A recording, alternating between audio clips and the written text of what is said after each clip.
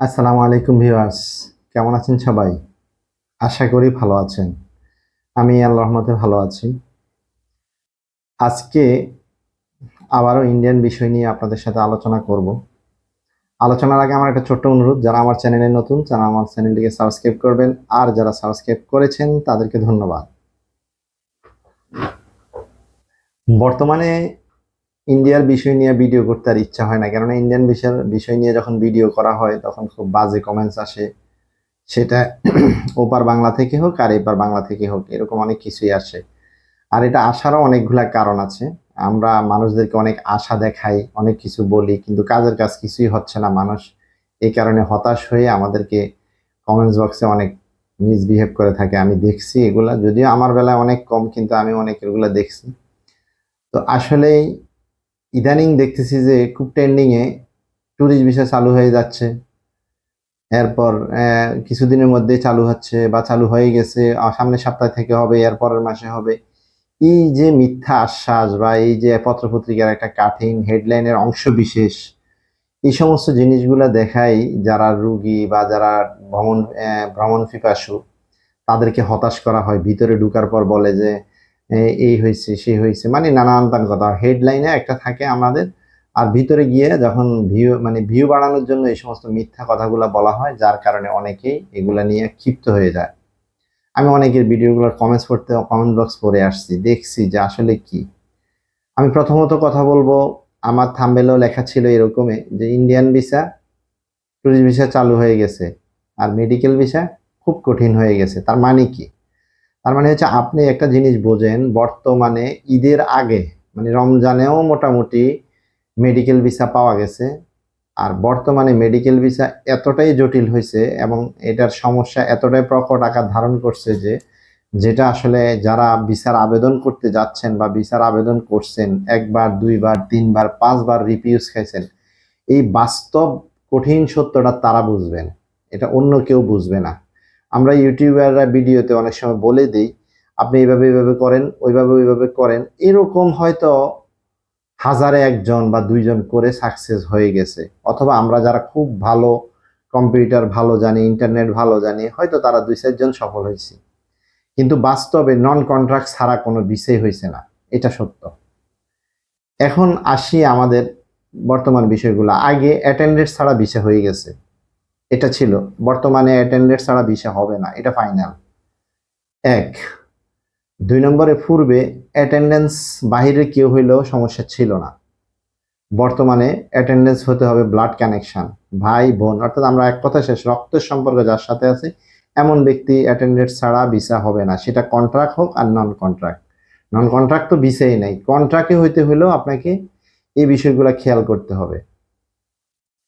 স্ত্রী হইতে পারে, ভাই হইতে পারে, বড় ভাই, বাপ মা, এই জাতীয় হইতে পারে। আমার রিসেন্টলি আমাদের গ্রুপে কিছু পোলাপাইন তার আম্মাকে অ্যাটেন্ডেন্স দিয়ে সে ভিসা পাইছে বিগত মনে হয় 3 দিন বা 4 দিন আগে, অর্থাৎ যেটা আমি বলতেছি 9 তারিখ বা 10 তারিখে সে ভিসা পাইছে।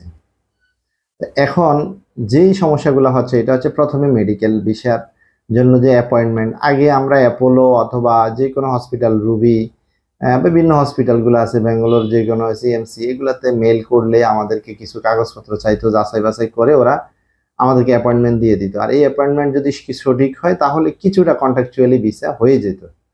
কিন্তু বর্তমানে আমি আজকে কয়েকদিন ধরে একটা অ্যাপয়েন্টমেন্ট আনার জন্য আমার এক বড় মানে ভাই আছেন, উনি ইন্ডিয়া দাঁতের ডাক্তার দেখাতে যাবেন। সাইফুল ভাই, হয়তো উনি আমার ভিডিও দেখেন বা ইয়াও করেন, লাইক কমেন্টস করেন মাঝে মধ্যে, আমি দেখি ওনাকে। তো কথা হচ্ছে যে ওনার ফাইল জমা দিতে গিয়ে আমি যে প্রশ্নের সম্মুখীন হচ্ছি বা যেটা আমি বুঝতে পারছি বা যেটা আমি জানতে পারতেছি, এটা হচ্ছে যে এখন কখনো অ্যাঙ্গেল থেকে অ্যাপয়েন্টমেন্টটা হসপিটাল কর্তৃপক্ষ দিতে পারবে না। এটা তাদের স্বরাষ্ট্র মন্ত্রণালয়ের আওতায় চলে গেছে। অর্থাৎ হসপিটাল কর্তৃপক্ষ এগুলা সব যাচাই বাছাই করবে, তারা অনুমোদন দিতে পারবে না, অনুমোদন দিবে রাষ্ট্রীয়ভাবে। অর্থাৎ আপনি বুঝতে পারছেন বিষয়টা কোথায় গিয়ে দাঁড়াইছে।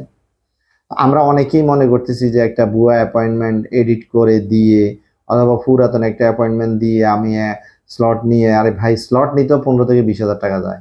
স্লট নেবেন, এই টাকাটাই আপনার আমি মনে করি লস। স্লট নেবেন ঠিক আছে, কিন্তু এই স্লটে জমা দিবেন ভিসা হবে না, তাহলে আপনার এই 20 হাজার টাকাই লস। এখানেও একটা সমস্যা হয়ে দাঁড়াই গেছে। পূর্বে তো দেখা গেছে অ্যাপয়েন্টমেন্ট যেগুলো হসপিটাল কর্তৃপক্ষ দিত, হয়তো অনেক সময় হসপিটাল কর্তৃপক্ষ ফোন করতো, তারপরে ফোন করে জানতো, জানার পরে তারা অ্যাপয়েন্টমেন্টটা সঠিক থাকলে ভিসা মোটামুটি হয়ে যেত। কিন্তু এখন বর্তমানে এটা ঠিক, যদি ডাক্তারি প্রেসক্রিপশন অ্যাপয়েন্টমেন্ট আপনি সঠিকভাবে পাইয়া থাকেন তাহলে আপনার ভিসা হবে। কেননা তারা হসপিটাল থেকে কাগজপত্র বুঝে পাওয়ার পর স্বরাষ্ট্র মন্ত্রণালয়ের আন্ডারে এটাকে অনুমোদন দিলে তারপরে যে আপনার ভিসা হবে। তো এখন যে জটিলতাগুলা, পূর্বে অ্যাটেন্ডেন্স ছাড়া ভিসা দিত, আর অ্যাটেন্ডেন্স ছাড়া ভিসা দেওয়াটা এটা স্বাভাবিকও ছিল। কেননা আপনার সামান্য দেখা গেছে নিউরোলজি ডাক্তার দেখাবেন, গার ব্যথা, মাথা ব্যথা, এটার জন্য তো আপনি অ্যাটেন্ডেন্স ক্যারি করে নেওয়ার দরকার হচ্ছে না। কিন্তু এখন ওদেরকে ওরা কি বুঝছে বা ওরা কি জানতে পারছে, বিভিন্ন বিষয় আছে এখানে। আসলে রাষ্ট্রীয় বিষয়গুলো তো আমরা একদম নিচের লেভেলের যারা মানে রাষ্ট্র নিয়ে মাথা কামাই না, আমাদের এগুলো দেখারও বিষয় নয়। রাজনৈতিক বিষয় অবশ্যই প্রত্যেকটা দেশের দ্বিপাক্ষিক বিষয় থাকে, ওইগুলাতে আমরা গেলাম না। কিন্তু বাস্তবতায় আমি আপনাদেরকে যে কথাটা বলছি, এরকম প্রলোভনে পড়বেন না বা আশাও করবেন না। অনেককে দেখি যে বলে, হ্যাঁ ট্যুরিস্ট ভিসা চালু হয়ে গেছে, চালু হয়ে যাচ্ছে, সামনের সপ্তাহে হবে, আগামী সপ্তাহে হবে বা হয়ে গেছে, স্বরাষ্ট্রমন্ত্রী এটা বলছে, স্বরাষ্ট্র উপদেষ্টা এটা বলছে। ভাই, মেডিকেল ভিসায় ওরা যেটা ওরা দেওয়ার কথা এটাই দিচ্ছে না। এটা দিতেই ওরা আপনাকে আমাকে যে যাচাই বাছাই করা হচ্ছে, আমেরিকান ভিসা পাইতো এত যাচাই বাছাই করা হয় না। তো এই জন্য আমি বলবো যে, অর্থাৎ এটা তাদের ব্যক্তিগত বিষয়, তারা কাকে ভিসা দিবে বা না দিবে এটা তাদের বিষয়। এটা নিয়ে আমি মনে করি আমি কোনো ভিডিওতে বাড়াবাড়ি করাটা আমার যুক্তিযুক্ত না। কারণ আমার দেশ ওদেরকে ভিসা দিবে কি দিবে না এটা আমার দেশ সরকারের সিদ্ধান্ত, আমার কি হতে পারে। ইন্ডিয়া সরকার আমাদেরকে ভিসা দিবে কি দিবে না এটা তাদের অবশ্যই একান্ত সিদ্ধান্ত। এখানে আমি সবাইকে এতটুকু বলবো যে, ওরা যদি মনে করে যে আমাদের দ্বারা ওরা উপকৃত না বা স্যাটিসফাইড না, তাহলে আমাদের এখানে জোর করার কিছু নাই। আবার আমরা যদি মনে করি ওদের দ্বারা আমরা উপকৃত না বা উপকৃত হচ্ছি না, এটা সম্পূর্ণরূপে রাষ্ট্রীয় বিষয়। এখানে আমরা জনতা, সাধারণ মানুষ, কেউ কারো সাথে মানে এই সমস্ত বিষয়গুলো নিয়ে বিবাদে না জড়ানোটাই আমার কাছে উত্তম মনে হয়। তো আমি আপনাদেরকে যে এই বিষয়টা ক্লিয়ার করার জন্য বলতেছি সেটা হচ্ছে যে, আপনি এই জিনিসটা বোঝেন না, মেডিকেল ভিসা আপনি পাচ্ছেন না, ডাবল এন্ট্রি ভিসা পাচ্ছেন না, এক্স ভিসা অর্থাৎ স্পাউস ভিসা পাচ্ছেন না। পাচ্ছেন তো, তবে যে সকল ডকুমেন্টস আপনার কাছে চাচ্ছে এই সকল ডকুমেন্টস মিলাইয়া যদি আপনি জমা দেন, এরপরেও রিফিউজ খাইতে পারেন, স্লট পাচ্ছেন না। আর এই স্লট নিতে গিয়েও আমরা দেখা গেছে হ্যাকার অথবা বিভিন্ন ধরনের মাধ্যম দিয়ে স্লট নিতে হয়। 15,000, 20,000, 17,000, 18,000 এইভাবে নেওয়ার পর যখন ভিসাটা না পায় তখন কেমন কষ্টটা লাগবে সেটা বোঝেন। আর তাদেরকে আপনি আশ্বস্ত করতেছেন আপনি ট্যুরিস্ট ভিসা চালু হয়ে যাচ্ছে। আমি তো আজকেও বলেছি যে, গত এর আগের ভিডিওতে আমি এই কথাটা আপনাদেরকে বলেছি, কেউ যদি মনে করেন যে বর্তমান যেই সরকার, ঠিক আছে, ইনক্রিমেন্ট গভর্নমেন্ট যে ডক্টর ইউনূস সাহেব থাকা অবস্থায় আমার মনে হচ্ছে না এখানে ট্যুরিস্ট ভিসা ওরা চালু করবে। কারণ ওরা এরকমই মনে আভাস দিচ্ছে বা কথা বোঝা যাচ্ছে যে দ্বিতীয় মানে যেই সরকার যেই লোকে আসুক, গণতান্ত্রিক সরকার প্রতিষ্ঠা হওয়ার আগ পর্যন্ত ভারত এই ব্যাপারে মনে হয় না কোনো ট্যুরিস্ট ভিসা চালুর ব্যাপারে সিদ্ধান্ত নেবে। আর নিলে নিতে পারে সেটা আলাদা বিষয়, তবে এখন পর্যন্ত না। আমি আপনাদেরকে শুধু এই বার্তাটাই দিচ্ছি, যারা মিথ্যা আশ্বাস করতেছে আপনাদেরকে এই হয়ে যাবে সেই হয়ে যাবে, এগুলা আশা না করে আপনার যদি অন্য দেশে ভ্রমণ করার ইচ্ছা থাকে, বহু দেশ আছে আপনি ভ্রমণ করতে পারেন।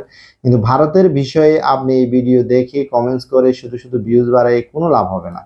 আমি আপনাদেরকে বললাম, পূর্বের চেয়ে বর্তমানে ঈদের পরে যেই কোনো বিষয়ে বলেন, ট্যুরিস্ট তো ইন টোটালি বন্ধ। যে 3টা ভিসা চালু ছিল ওদের বক্তব্য অনুসারে, এই 3টা ভিসাও অনেক হার্ড করে ফেলছে। মানে হার্ড বলতে আমি আপনাকে বলছি, এখন ভিসা পাওয়াটা সম্পূর্ণরূপে সোনার হরিণ। সেটা তাও অনেক যাচাই বাছাইয়ের পর, সকল কিছু যাচাই বাছাইয়ের পর আপনি ভিসা পাবেন। মানে একেবারে কোনো কন্ট্রাক্ট আপনি যাইতে হবে স্লটের জন্য, ঠিক আছে, কিন্তু কন্ট্রাক্ট তো অবশ্যই লাগবে। নর্মাল প্রসেসে তো আপনি জমাই দিতে পারবেন না, কারণ আপনি অনেকগুলো হয় জানেন না, কিভাবে অ্যাপয়েন্টমেন্ট আনতে হবে, কিভাবে আবেদন করতে হবে, কিভাবে স্লট উঠাইতে হবে।